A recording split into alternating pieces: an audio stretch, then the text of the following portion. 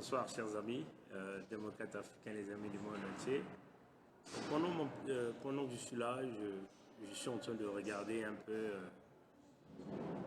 la déclaration intégrale universelle des droits de l'homme. Donc je suis tombé pour essayer de... Il y a un peu du bruit de fond, c'est clair. Voilà. Essayons de regarder un peu les droits de l'homme. Vous aurez tout le temps... Vous aurez tout le temps d'aller regarder ces articles sur l'Internet, faites vos recherches. Je vais lire rapidement quelques articles hein, et on va essayer de donner un élément de réponse. L'article 7, tous sont égaux devant la loi et ont le droit sans distinction à une égale protection de la loi. Bon, on dit encore, tous ont droit à une protection égale contre toute discrimination qui violerait la présente déclaration et contre toute provocation à une telle discrimination. Hein? Bon, ce sont les Nations Unies qui le disent, Déclaration universelle des droits de l'homme, l'article 7. Mais si nous essayons de regarder ces mêmes Nations Unies qui reçoivent les dictateurs africains lors de leur sommet, vous allez vous rendre compte que ces mêmes Nations Unies ne respectent pas les déclarations universelles des droits de l'homme, ni même les chefs d'État et des autres nations qui soutiennent les dictatures, les grands hommes politiques qui font des grands discours à la tribune des Nations Unies. Tous ils sont dans la fausseté. Parce que s'ils veulent être des dirigeants de la société, ils doivent commencer par respecter ces valeurs de droits de l'homme. Moi, je vais ici parler tout simplement du Congo-Brazzaville. Bon, tous sont égaux devant la loi et tous ont droit sans distinction à une égale protection devant la loi. Tous ont droit à une protection égale contre toute discrimination qui violerait la présente déclaration. Les femmes au Congo-Brazzaville sont discriminées. Regardez les conditions dans lesquelles les femmes accouchent, vous vous rendez compte qu'elles sont discriminées. Les maternités au Congo, c'est la catastrophe, hein. Ça donne l'envie de vomir. Les femmes qui rentrent dans les blocs d'accouchement, qui sortent avec des enfants, qui sortent en vie, c'est une grâce. Il faut simplement dire c'est une grâce, c'est une chance qu'elles sortent de là vivantes. Elles sont discriminées. Même quand il s'agit d'obtenir l'emploi, pour qu'une femme puisse obtenir l'emploi au Congo, il va falloir qu'elle donne son corps à un voyou de ce régime criminel et dictatorial de ce pays. Si vous essayez de regarder, les écarts des salaires entre les femmes au Congo-Brazzaville et les hommes sont très larges. Hein? Aujourd'hui, la femme au Congo est considérée comme un individu au foyer. Et tout ça, ça va à l'encontre de l'article 7 de la Déclaration universelle des droits de l'homme. Regardons rapidement l'article 13. Toute personne a le droit de circuler librement et de choisir sa résidence intérieure à l'intérieur d'un État. Toute personne a le droit de quitter son pays, de quitter tout pays, y compris le sien, et de revenir dans son pays. Donc je veux le répéter, l'article 13, toute personne a le droit de circuler librement et de choisir sa résidence à l'intérieur d'un État. Toute personne a le droit de quitter tout pays, y compris le sien, et de revenir dans son pays. Mais bon, voilà, ce sont les Nations Unies qui nous le disent. Mais si nous essayons de regarder dans des pays où nous avons des régimes dictatoriaux, ils ont mis des vétos contre les citoyens de leur pays qui ne peuvent plus rentrer. Et s'ils rentrent, il y a deux choix, ou c'est la mort ou c'est la prison. Et même si on revient en prison pour sortir de là, c'est vraiment une chance. Vous voyez, le cas du Congo-Brazzaville, on en a un. Nous sommes aujourd'hui des victimes de ce système. On ne peut plus jamais rentrer dans ce pays tant que ce régime reptilien de Sassou Nguesso est là au Congo. Vous voyez donc, Sassou Denis contrevient à l'article 14 de la Déclaration universelle des droits de l'homme. Vous voyez, chers amis. Donc, si les Nations Unies nous mettent tout ça, ben nous avons ce devoir-là d'utiliser ces articles comme une arme pour déstabiliser les régimes dictatoriaux qui sont en Afrique. Vous voyez, chers amis. Donc, voilà. Donc, bon, voilà, on a eu un petit souci de signal. Là. Bon, voilà. Prenons l'article 23, chers amis. Toute personne a le droit au travail, au libre choix de son travail, à des conditions équitables et satisfaisantes du travail et à la protection contre le chômage. Et à la protection contre le chômage. Ça, c'est l'article 23 de la Déclaration universelle des droits de l'homme qui le dit. Vous voyez? Je vais encore lire hein, l'alinéa 1. Toute personne a droit au travail, au libre choix de son travail, à des conditions équitables et satisfaisantes de travail et à la protection contre le chômage. Vous voyez que Sassou Nguesso ne respecte pas ça. Hein? 99,99% de taux de chômage au Congo. Toute une jeunesse est dehors, pas d'emploi. Voilà pourquoi vous voyez le banditisme augmenter. Ceux qui travaillent, ce sont ceux-là qui sont proches du régime. Donc vous voyez que déjà Sassou, encore, pendant 40 ans, il n'a jamais respecté l'article 23, alinéa 1 de la Déclaration universelle des droits de l'homme. Mais il est reçu dans toutes les tribunes des Nations Unies, il prononce le discours, et aucun responsable celui-là qui nous donne les leçons de démocratie est capable d'interpeller ce monsieur pour dire stop, il faut qu'on cherche ce type de pouvoir, qu'on emmène quelqu'un d'autre qui est capable de donner ces droits-là aux citoyens du Congo-Brazzaville. Il faut le dire que dans beaucoup de pays d'Afrique, noirs francophones, nous avons la même situation. Le non-respect de l'article 23, l'alinéa 1 de la Déclaration universelle des droits de l'homme. Vous voyez, chers amis. Donc, voilà, on peut encore aller prendre un autre article, tout simplement de regarder le fond. Voilà. Je vais lire l'article 25. Ça, c'est un article poussant, là, l'article numéro 25 de la Déclaration universelle des droits de l'homme. L'article numéro 25, on dit « Toute personne a droit à un niveau de vie suffisant pour assurer sa santé, son bien-être et de ceux de sa famille, notamment pour l'alimentation, l'habillement, le logement, les soins médicaux ainsi que les services sociaux nécessaires. Elle a le droit à la sécurité en cas de chômage, en cas de maladie, en cas d'invalidité, de veuvage, de vieillissement, de vieillesse, ou dans les autres cas de perte des moyens de subsistance par suite de circonstances indépendantes de sa volonté. Vous voyez? Et on dit encore, la maternité et l'enfance ont droit à une aide et à une assistance spéciale.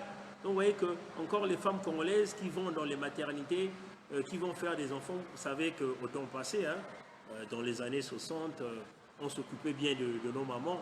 Hein. On nous apportait du riz à la maison, du lait, du miel, du sucre, du poisson salé. On nous donnait des cahiers pour aller étudier. L'école était gratuite. Vous voyez, chers amis, tout était gratuit. Nos mamans, dans les maternités, on donnait des couches, on les assistait. On payait des enfants, comme on dit, l'argent des enfants. Bon yabana, hein? Bon yabana. On payait à cette époque. Mais la Déclaration universelle des droits de l'homme nous le répète encore que la maternité et l'enfance ont droit à une aide et à une assistance spéciale. Et Sassou ne le fait pas, chers amis. Aucun reptilien de la mauvaise espèce en Afrique centrale, l'Afrique francophone le fait aux femmes africaines. C'est une discrimination pure à l'encontre de la Déclaration universelle des droits de l'homme. Donc vous voyez que les grandes nations, les grands présidents des grands pays doivent commencer à taper le marteau sur la table à ces reptiliens, ces dictateurs, ces despotes africains qui pillent les économies de leur pays, mais qui sont incapables de pouvoir respecter l'article 25 de la Déclaration universelle des droits de l'homme. Oui, chers amis. Voilà. Bon, on va essayer de lire encore l'article 26. Très important cet article. Toute personne a droit à l'éducation. Toute personne a droit à l'éducation. L'éducation doit être gratuite. L'éducation doit être gratuite. Au moins en ce qui concerne l'enseignement élémentaire fondamental. L'enseignement élémentaire est obligatoire. L'enseignement technique et professionnel doit être généralisé. L'accès aux études supérieures doit être ouvert en pleine égalité et en toute fonction de leur mérite. Vous voyez, chers amis, c'est ça la réalité, malheureusement, au Congo. Les gens n'ont pas droit à tout ça parce que vous avez un homme qui a décidé de briser le système éducatif. Aujourd'hui, les études sont devenues payantes au Congo, à l'école primaire, à l'école secondaire, au lycée, à l'université. Même à l'école primaire, on dit que ça devait être gratuite. Mais Sassou et Pauline Makosso, son ministre de l'Éducation, sont venus enlever la gratuité scolaire au Congo. Donc vous voyez que ces gens-là font entrave à l'article 26 de la Déclaration universelle des droits de l'homme. Condamnable devant la loi.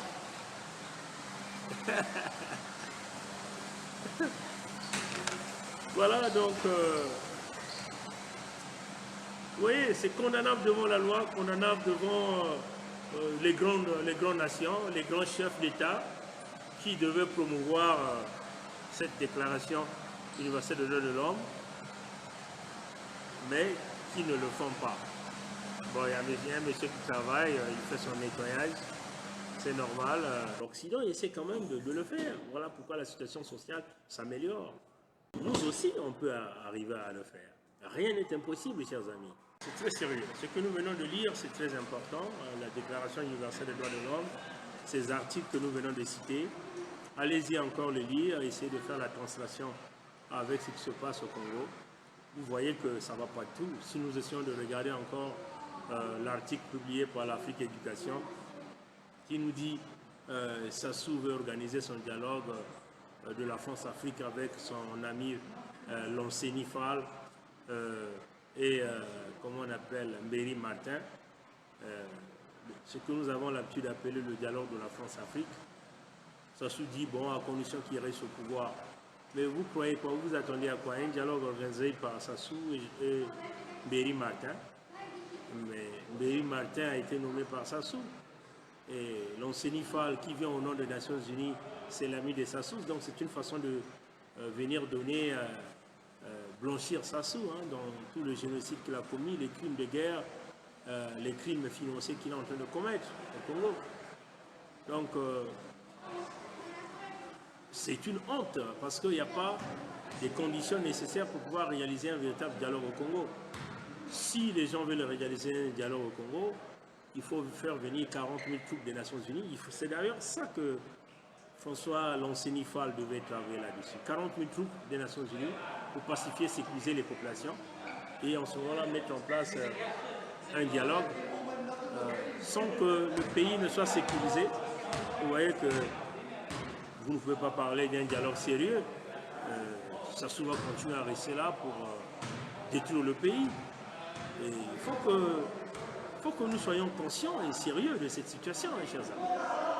Parce que tout le pays se meurt. Tout le pays se meurt. Le petit groupe qui est autour de Sassou, ils ne voient que leur petit ventre, les perdièmes qu'ils vont recevoir. Vous savez que le 4 avril, après avoir fait le hold-up électoral nuitamment à minuit, il s'est autoproclamé président de la République en mars 2015. Et non, en mars 2016, pardon, et en avril, il a commencé le bombardement dans le Poul. Vous voyez, chers amis. Et ça, c'est inacceptable. Et vous avez un groupe de gens qui sont là en train d'appuyer. Voilà, donc on disait les Congolais inconscients qui ne visent qu'à aller au Congo, aller chercher des postes. C'est très triste. Le pays se meurt et soyons sérieux, il faut amener le pays vers une nouvelle direction. Ces gens-là ont échoué, ils n'ont plus le droit de rester là, vous ne pouvez pas leur donner la chance. Donc si vous comptez à un dialogue organisé par Mbéry Martin organisé par François Lanceni Fall et Sassou Nguesso, ben, ça va vous apporter CBT. CBT vous apporter le référendum anticonstitutionnel, vous apportez les fraudes massives à l'élection présidentielle, vous apportez le génocide dans le département de Poul, bombardé pendant 2 ans avec des armes lourdes de combat militaire. CBT vous a apporté le pillage économique, la banqueroute du Congo. Donc vous voyez que le dialogue qu'ils sont en train de parler, c'est une façon de dédouaner Sassou pour qu'il puisse avoir son pactole avec le Fonds monétaire international. Et il va donner quelques miettes à tous ceux-là qui ont travaillé pour qu'ils puissent avoir cet argent. Et puis c'est fini. Le pays, on va continuer à rouler le pays, Nous pensons qu'il est temps de mettre terme à cette vieille classe politique qui a pillé, qui a détruit le Congo. Si j'avais un bâton magique, on me disait qu'est-ce que tu ferais de ces vieux? Moi je dirais, je les mets dans un conteneur, je veux les immerger dans le fleuve Congo. comme Sassou a immergé les disparus du bus de Brazzaville. Vous voyez, chers amis.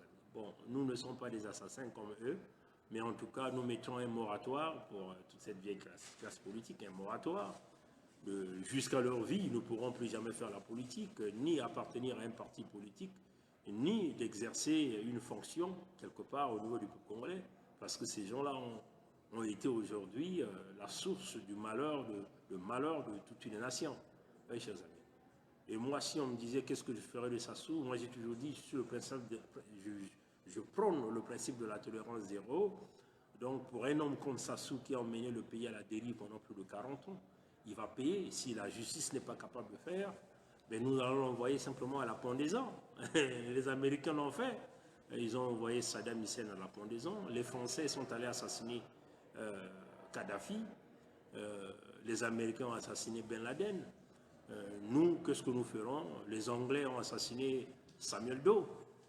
Qu'est-ce que nous ferons de Sassou avec tout le mal qu'il a fait au Congo? Mais on va l'envoyer à la pendaison. Et ça, c'est clair. Le principe de la tolérance zéro, c'est ceux-là qui ont volé l'argent de l'État méritent une véritable justice. Des militaires qui abusent de leur pouvoir méritent d'affronter la vraie justice. Des voyous qui détournent l'argent vont rencontrer. Ceux-là qui commettent des délits publics, des viols, des crimes vont rencontrer les véritables forces de sécurité nationale. C'est ça la réalité. Pas les forces de sécurité que Sassou a mis, que nous considérons comme étant des milices privées qu'il a mis dans son village à Oyo, à Tchambicho et puis autour de Olombo. Oui, chers amis. Donc, le pays va très mal, ça prend la conscience, ça prend des hommes déterminés, des hommes qui ne sont pas assoiffés d'argent, parce que quand vous êtes accroché au bien matériel, vous devenez un danger, quelle que soit la fonction que vous occupez. Vous êtes médecin, vous êtes infirmier, vous êtes docteur, vous êtes enseignant. Si vous accrochez à l'argent, au bien matériel, vous devenez un danger pour la nation. Donc, il faut vraiment que la conscience revienne. Regardons un peu, en Afrique, il y a beaucoup de pays qui sont devenus des exemples dans le domaine de l'assainissement des villes. On le voit au Sénégal, les gens commencent à prendre conscience, on le voit au Rwanda, on le voit dans plusieurs pays africains, c'est qu'au Congo qu'on ne prend pas conscience. Parce que la tête est pourrie, tout le réseau est pourri. Si vous parlez, vous devenez l'ennemi, donc on doit forcément vous empoisonner, on doit forcément vous assassiner. Mais nous avons dit, nous sommes prêts à mourir parce que nous disons la vérité. Et nous mourrons sur le chemin du combat, de la libération du Congo. Et dans le combat que nous menons, nous sommes en train de dire, celui qui mettra la main sur l'autre en premier, c'est celui-là qui va faire partir l'autre. Nous sommes en train de chercher de voies et moyens. Si Sassou a la chance de mettre sa main sur nous, c'est sûr qu'il nous pardonnera. Il va jamais nous pardonner. Il va nous assassiner, comme déjà il a assassiné tout le monde qui est déjà parti. Donc nous aussi, si nous avons la chance de mettre notre main aux gens-là, on ne va jamais les pardonner. Ils vont rencontrer la justice, ils vont rencontrer... en tout cas, nous, on ne laverons jamais les mains avec Sassou. Nous ne pourrons jamais permettre à Sassou de dire que j'assume. Jamais. Il va assumer en prison. Il va assumer avec ce qu'il est en train de faire subir à Mokoko, au Kombi, à tous ses amis. Il va assumer. Il va assumer dans ce sens-là. On ne va pas lui dire oui, j'assume, on le laisse en liberté. Vous voyez, aujourd'hui, vous avez laissé le serpent, le dragon en liberté, il est revenu 1000 fois méchant. Et nous voyons aujourd'hui la destruction complète du Congo dans tous les niveaux du Congo. Nous venons de vous lire les articles des droits de l'homme. Il bafoue tous les articles, les quelques articles que nous avons lus, de l'article 6 à 7, à 13, à 25, à 26, des exemples que nous avons donnés. Il bafoue tous les articles de la Déclaration universelle des droits de l'homme. Et ce qui nous disent les grandes nations démocratiques, des grands politiciens qui ont fait des sciences politiques, qui ont fait Sciences Po, ils croient plus intelligents que nous, mais nous voulons dire qu'ils sont des véritables racailles, c'est des pourritures, parce que la politique, ce qu'ils font, c'est la politique d'assassiner, de voler, d'envoyer des gens à l'esclavagisme, ce qui est contraire aux mêmes droits de l'homme qu'ils ont venu mettre sur la toile ou mettre dans l'humanité. Donc, nous condamnons avec la plus grande énergie le dialogue de Sassou, piloté par François Lonseni Fall, le Guinéen, l'ami de Sassou. Nous condamnons le dialogue de Sassou Mberi Martin, qui fait partie des institutions de l'oyocratie de la Gestapo. C'est ça en réalité. Et nous condamnons tous ceux-là qui veulent aller à ce dialogue-là. Parce qu'aller à ce dialogue-là, c'est aller donner simplement un éléphant blanc à Sassou. C'est ça la réalité. Vous allez aller blanchir l'homme, vous allez élever l'homme et il va avoir la crédibilité. En ce temps, il est sué dans toute son âme. Il faut que nous travaillions pour chercher à l'appréhender, pour le mettre hors d'état de nuire. Vous voyez ce qu'ils ont foutu dans le pool aujourd'hui. Ils se sont partagés de l'argent avec les Ntoumis. Les Ntoumis sont en liberté, mais les Mokoko qui n'ont rien fait coupent en prison. C'est ça les stratégies de Sassou. Dominer la partie sud, la partie nord, coopter quelques gens, et les véritables innocents sont en liberté. Là, on nous annonce qu'il y a encore un autre scénario d'envoyer Paulin Makaya en prison. Une façon de les prendre encore en étau. Mais une façon simplement de l'empêcher. Parce que, entre guillemets, il y a une élection en 2021. Quand vous pensez au calendrier de Sassou. Oui, chers amis, c'est inacceptable. Le pays va mal, chers amis. Peu importe d'où tu viens, comprends que, comme on l'a dit, le futur c'est maintenant. Le futur c'est maintenant. Travaillons pour le futur. Le futur, si nous voulons projeter le futur, c'est maintenant que nous devons nous battre. Nos grands frères ont échoué, nos aïeux ont échoué, nos parents ont échoué. Tout le groupe de nos grands frères qui ont participé à la conférence nationale ont échoué. Personne ne va nous dire qu'il a réussi. Tous ceux-là qui ont participé à la conférence nationale ont échoué parce qu'ils ont laissé échapper un reptilien qui est devenu un dragon. Voilà pourquoi j'ai toujours dit que le jour où moi je rencontrerai Monseigneur Ernest Kombo devant le Créateur, en tout cas ce jour-là, ça sera un combat entre moi et Monseigneur Ernest Kombo. Parce que la souffrance que nous vivons aujourd'hui, c'est Monseigneur Ernest Kombo. Donc les catholiques qui ont protégé le démon. Les catholiques ont protégé le démon Sassou. Voilà, aujourd'hui, nous sommes en train de subir. Les mêmes catholiques continuent de supporter le même démon aujourd'hui. Nous les avons vus à Oyo le 10 mars passé. Ils sont allés tous se vénérer. Même le cardinal Mosengo, lui-là qui appelait Kabila le médiocre, est allé vénérer. Il est allé cracher sur le peuple congolais. Donc l'Église catholique a choisi son camp, c'est le camp du démon, le camp des démons Sassou, parce que l'Église a vendu l'éthique morale, a vendu l'éthique de cette Église pour de motifs d'argent. C'est ça la réalité. Venez nous tuer en tout cas. Nous avons dit, la mort est le chemin de tout un chacun de nous. Ça dépend de la manière dont tu vas affronter ce rideau-là. Si tu vas affronter ce rideau avec un cœur pur, avec un esprit calme, avec un esprit de paix, ça serait mieux. Mais en tout cas, nous ne pourrons jamais passer de l'autre côté du rideau avec un esprit sué, avec des mains suées. Et nous nous battrons pour la libération des populations les plus démunies, les plus faibles. Nous nous battrons pour partager, donner le minimum. Aujourd'hui encore, le 22 mars, c'est la journée internationale de l'eau, selon les Nations Unies. La journée internationale de l'eau. Mais, et pourtant, nous vivons dans une zone où nous avons des grandes quantités de réserves d'eau. Mais les mauvaises foi des gens là, ils sont incapables de prendre l'eau que la nature nous a donnée gratuitement, de les mettre dans des réseaux de distribution, de les filtrer et de les distribuer à nos populations. Ce ne sont pas des moyens qui manquent, l'argent on en a, mais ils ont fait un choix. Ils ont préféré aller mettre l'eau chez eux, dans leur village, à Oyo, là où vous aviez chaque voyou de ce régime, il a des camions-citernes qui viennent l'approvisionner en eau. Et les populations sont souffrantes, donc vivent difficilement. Alors que tous nous devons se mettre aujourd'hui à célébrer l'eau. L'eau est vitale à la vie de l'homme. Et nous vivons dans une zone où nous avons des grandes réserves dans les bassins, les grands lacs, des grandes réserves en eau douce, en eau douce. Mais ils sont incapables de les donner aux populations. Voyez, chers amis. Donc c'est triste. Hein? Là, je parle avec un cœur ouvert. C'est très triste. Hein? Comment l'Occident va nous respecter? Comment? Si vous avez les potentialités de vous donner de l'eau et vous êtes incapable de le donner à vos parents.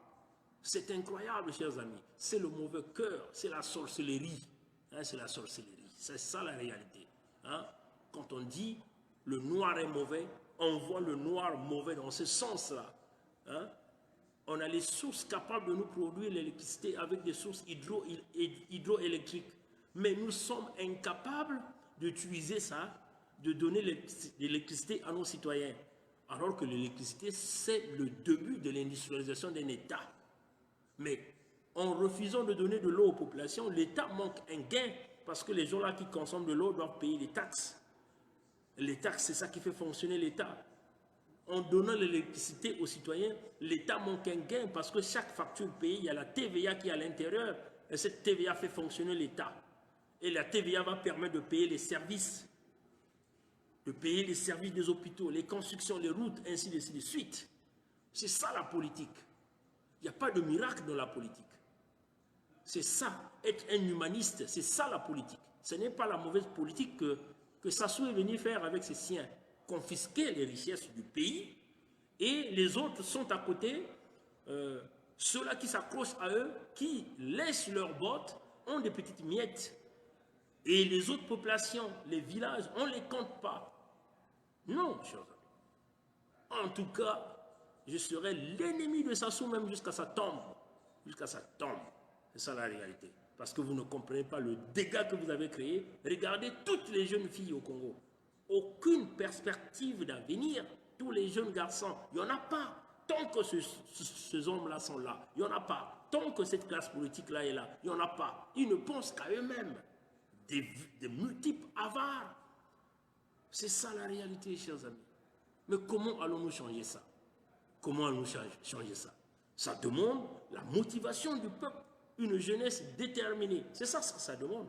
Une jeunesse qui est prête à mourir sur le terrain pacifique. Vous voyez, chers amis? Mourir sur le terrain d'une manière pacifique pour aller chercher ses droits. Quels sont ces droits? Nous avons cité ces droits-là ici. La Déclaration universelle des droits de l'homme, nous l'avons cité ici. Ce sont les droits que nous avons parlé ici. Ça, c'est tes droits que tu dois connaître.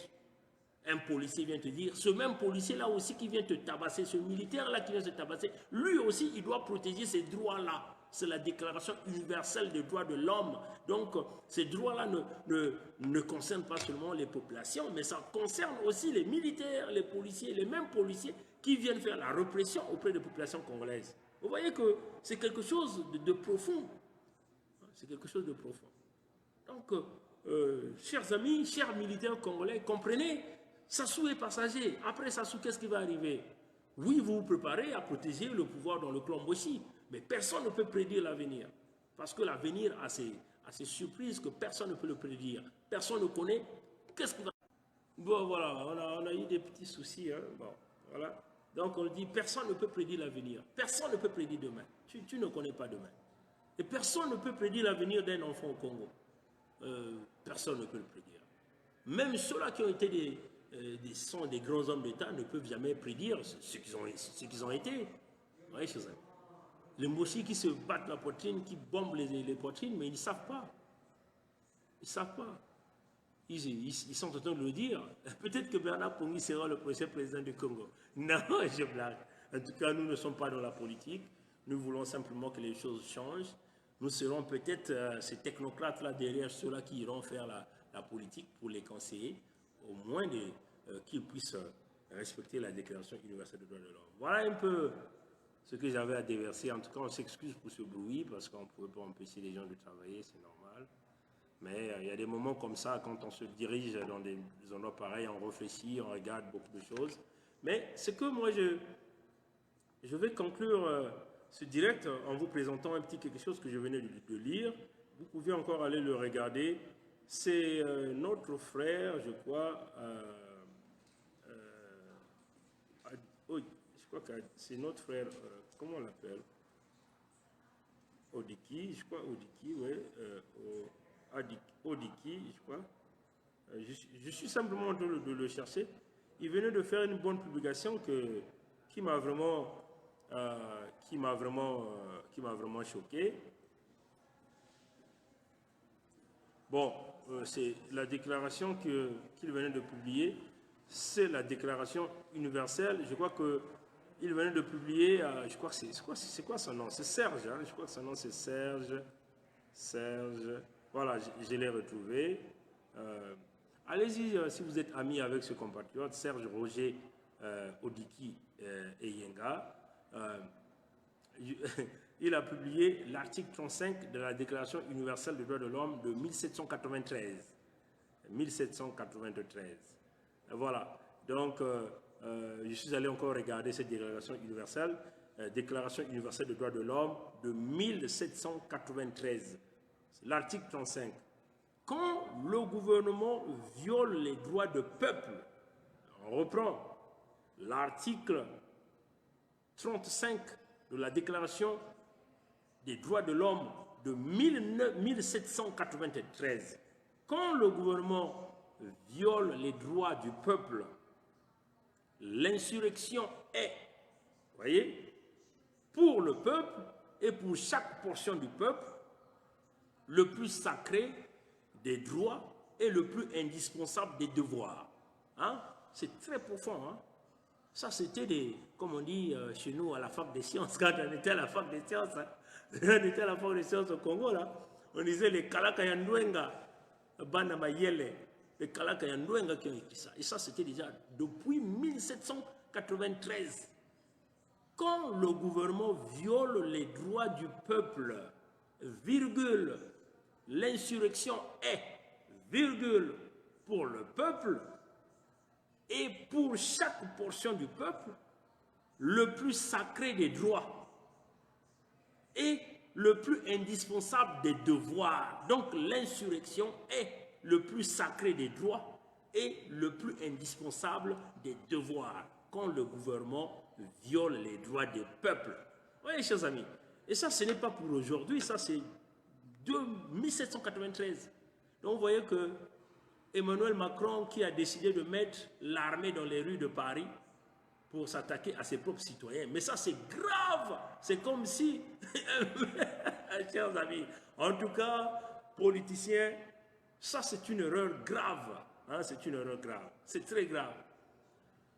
Le monsieur a un problème social avec ses citoyens qui revendiquent quelques droits. Mais à la place d'essayer de régler ces problèmes, ils ont laissé passer l'événement des Gilets jaunes le samedi passé pour que les Gilets jaunes brûlent Paris. Mais ça, c'est ce qu'on appelle du real politics. Si vous ne voyez pas ces gens-là d'où ils viennent, hein, vous n'allez jamais les comprendre. Parfois, un certain nombre de coups, c'est fait par eux-mêmes pour essayer d'aller chercher la compassion du public, la compassion pour faire la publicité et que le peuple soit derrière eux, afin qu'ils reçoivent les votes, ainsi de suite. C'est ce qu'on appelle la réelle politique. Donc, expressément, Emmanuel Macron a laissé Paris brûler le samedi passé. Et pour qu'il saisisse l'opportunité d'appeler l'armée en renfort. Mais on appelle l'armée en renfort quand le pays a un problème avec un autre pays ou un problème de terrorisme. Mais là, ce sont les citoyens qui revendiquent les droits sociaux. Un chef d'État fait appel à l'armée. C'est très grave, hein, chers amis. Vraiment, c'est très grave. j'ai essayé de parcourir beaucoup de choses, beaucoup de lectures aujourd'hui pour essayer de comprendre ce phénomène-là. Mais vraiment, ça c'est très capital pour la démocratie en France.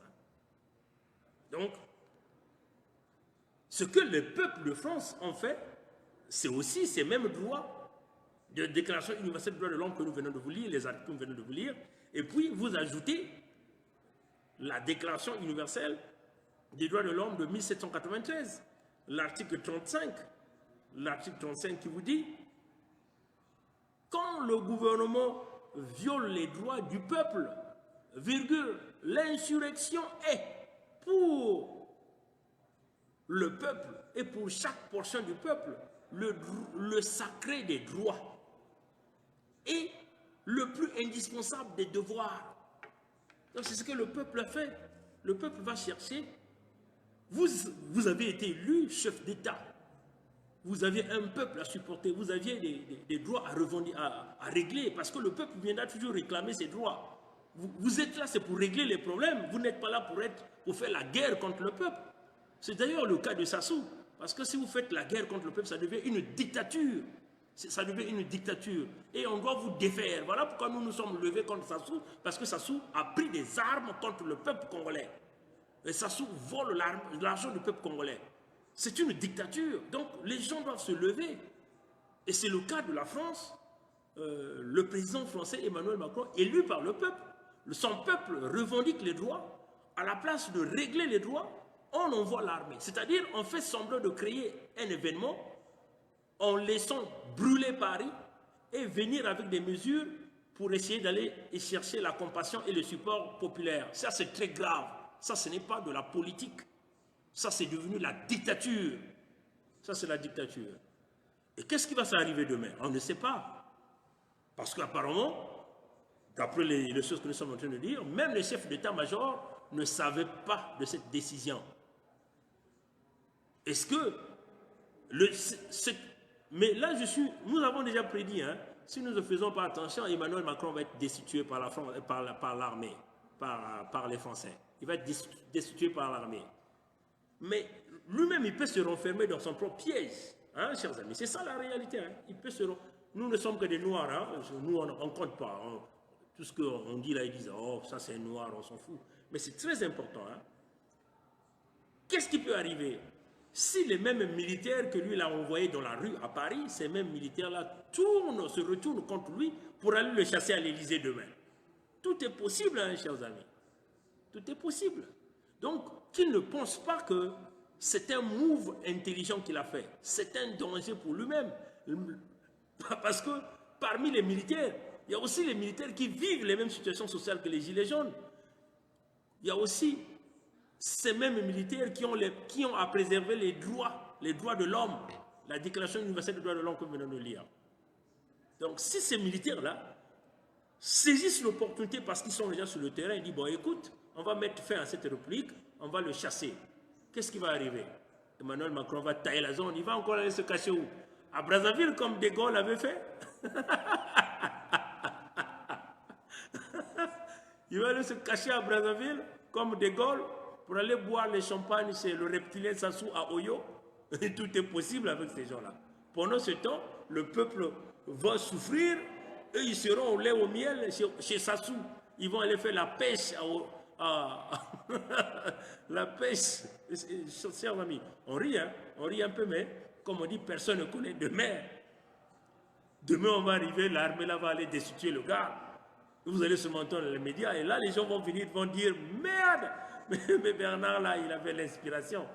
Ah oui, hein, chers amis, c'est un danger. La politique. On va vous donner un exemple. Hein. On va vous donner un exemple. Hein.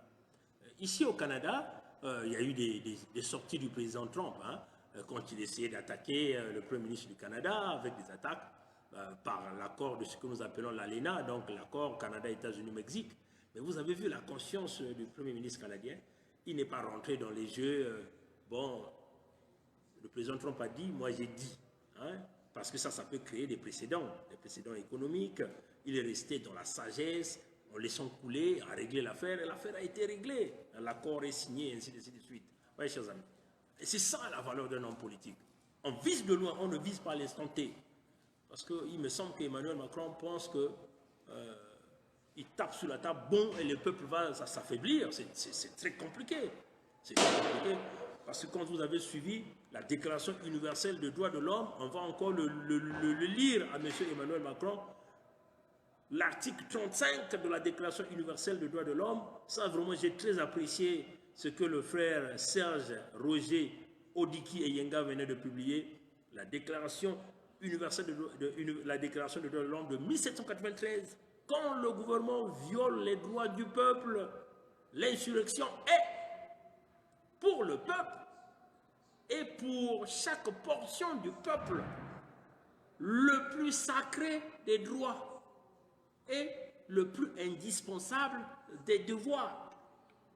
Donc vous voyez que si le peuple de France se lève, l'armée n'aura pas de choix. L'armée ne va pas aller protéger un individu qui ne représente seulement, comme on appelle, un numéro matricule qu'on peut virer et remplacer. L'armée ne veut pas tirer sur le même peuple parce que dans ce peuple-là, il y a les parents de militaires à l'intérieur. On va chasser celui-là qui a voulu jouer au dur. Il a voulu jouer au dur, au caïd, au dur en cuir, au caïd. C'est ça la réalité.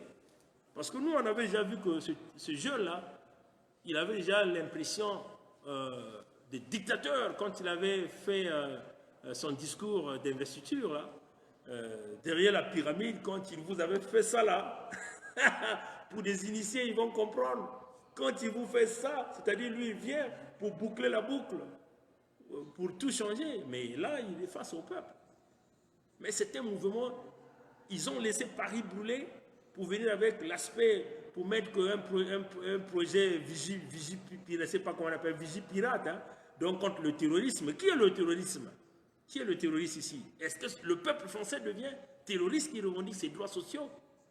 Question mark, comme disent les Anglais. That's a question. Everybody has to question themselves. And even the people who are in power have to think twice before they can make this kind of move. Because sometimes some move may become dangerous for yourself. You have to back down, back up, and think. Think again. C'est ça la réalité. Donc, c'est un move dangereux, mais en tout cas, nous sommes impatients de voir ce qui va se passer demain. Apparemment, le peuple est déterminé à aller, une fois de plus encore, revendiquer pacifiquement dans la rue. Et donc, on va voir comment ça va terminer. Chers amis, nous, on avait prédit ça. Hein. On avait prédit, si nous ne faisons pas attention, pendant l'été, là, quand il fera chaud, les gens en ont marre, il y aura du monde dans la rue. Si nous ne faisons pas attention, ça sera la fin de la Ve République. Parce que cette Ve République s'accroche à l'Afrique. L'Afrique recule à cause de la corruption de la Ve République française. C'est ça la réalité. N'a qu'à voir comment on nous pille, comment on nous tue, comment on nous laisse, ils nous laissent massacrer. Pour nous, pour eux, la Ve République française, le noir ne compte pas. Le noir de l'Afrique francophone ne compte pas. On nous tue, on nous impose, les dictateurs, ils pillent tout ce qu'ils veulent. Et on protège les dictateurs au maximum. Hein? On a vu les gens comme Yves Le Drian aller voir chez Sassou. Ce sont les amis de Sassou.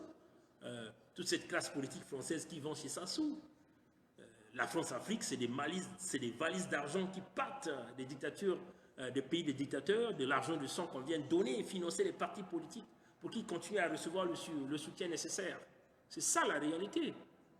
Et nous, on le dit de vive voix parce qu'on n'a pas peur de le dire. Hein?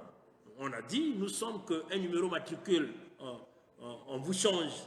Donc, voilà. Donc, si eux, ils pensent que bon, c'est eux qui déterminent la vie des humains sur la Terre, éliminer les humains, ça n'engage qu'eux.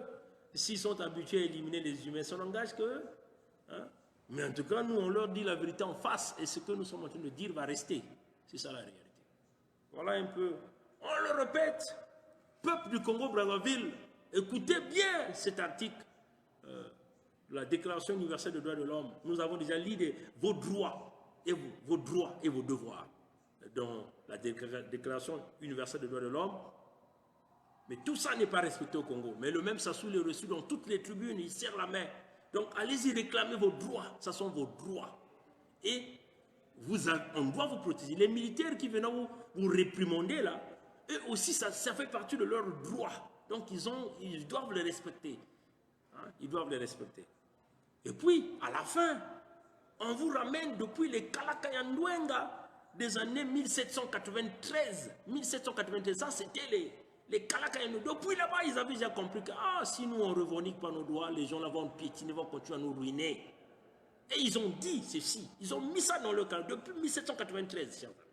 L'article 35, quand le gouvernement viole les droits du peuple, l'insurrection est pour le peuple, pour chaque portion du peuple, le plus sacré des droits et le plus indispensable des devoirs. C'est très profond et poussé. Comme on disait à la fac des sciences, il est poussé, hein, le gars là, nous on était des poussés à la fac des sciences. Hein. Biyoko nous connaît. Hein? Biyoko nous connaît. Mangouma, c'est là qui ont fait la fac des sciences. Ils doivent savoir, les Mangouma nous connaissent. Les Moukoko, c'est là qui ont signé la réserve. Allez-y leur demander, on a laissé les cacher là-bas. La fac des sciences, les pousser. Voilà. C'est ça la réalité. Voilà. Voilà. Donc, chers amis, on va mettre terme à ce direct. C'était long, mais c'est parfois quand on est dans des endroits pareils, tard la nuit comme ça, des inspirations viennent et on va essayer d'étaler les inspirations dans tout le sens. Et ceux qui vont retenir quelque chose vont le retenir. Ceux qui ne vont pas retenir, ceux qui sont habitués à aller faire le mal aux autres, ils n'ont qu'à faire le mal. En tout cas, nous avons dit, nous sommes à l'étape de l'esprit. Celui qui est à l'étape de l'esprit, il n'a pas peur d'aller au chemin, ce chemin-là. Alors, nous, l'étape de l'esprit, c'est dire la vérité en face. Et aussi vous présenter ce qui peut vous sauver. Merci d'avoir suivi ce direct. Que Dieu nous garde, que Dieu nous bénisse. Bonne soirée. Au revoir.